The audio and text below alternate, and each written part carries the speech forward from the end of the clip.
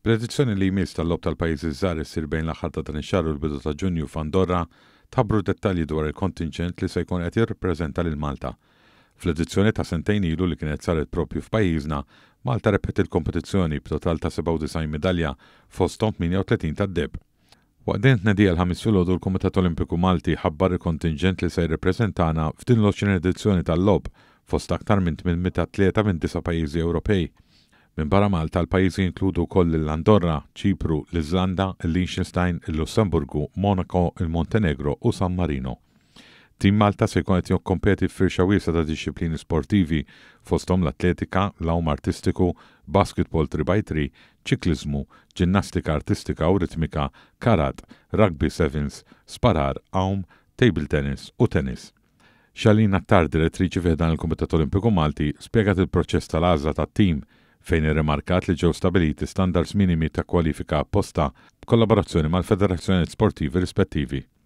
Qalet li dawn l-standards jiżguraw li kull atleta magħżul ikun laħaq livell ta' prestazzjoni mixtieqa bilan li jkun hemm tim b'saħħtu kompetittiv fid-dixxilpini kollha rappreżentati. Attar spjegat li fit-tim għal din is-sena hemm taħlita ta' atleti li għandhom esperjenza fl-istess lob kif ukoll f'kompetizzjonijiet internazzjonali flimkien ma' numru ta' parteċipanti ġodda li kwalifikaw fuq il-mertu tagħhom.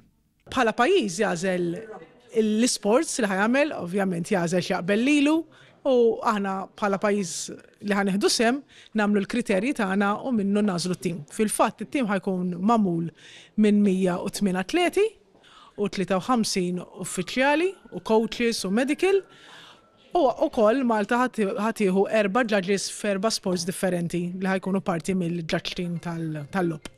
Tkellem ukoll ix-xef de missjon Daniel Farrugia Tanti li qal l-atleti u l-uffiċjali kollha Maltin se jkunu akkomodati f'lukanda ċentrali waqt li biex tiġi faċilitata l-koordinazzjoni u jinbena l-ispirtu tat-tim ġiet riservata titjira charter li tinkludi postijiet limitati għal qraba u ħbieb li jixtiequ jappoġġjaw lil tim Malta f'Andorra.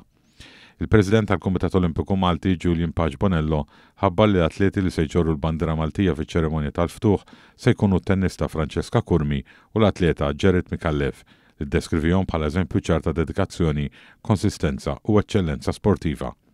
Jetro Zamitrandic u Kyle Gauci mit-tim tar-Rugby Sevens kif ukoll Zeja Montfort li se sem fl-awm artistiku spjegawna tħejjiet li qed isiru kif ukoll l-esperjenza tagħhom.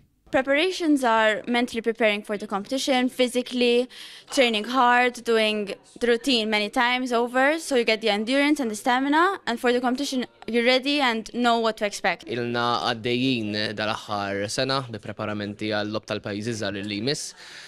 U hekk fadlilna l-aħħar ġiex tournaments sabiex il-coach nazzjonali jkun jista' jagħmel l-aħħar għażla tiegħu għall-lob li jmiss. L-għan huwa li nieħdu d-deb. Għanna żewġ tournaments li jkunu għal Pay Oxford u bekk il-coach ħajaqta l-lista minn 16 għal 12.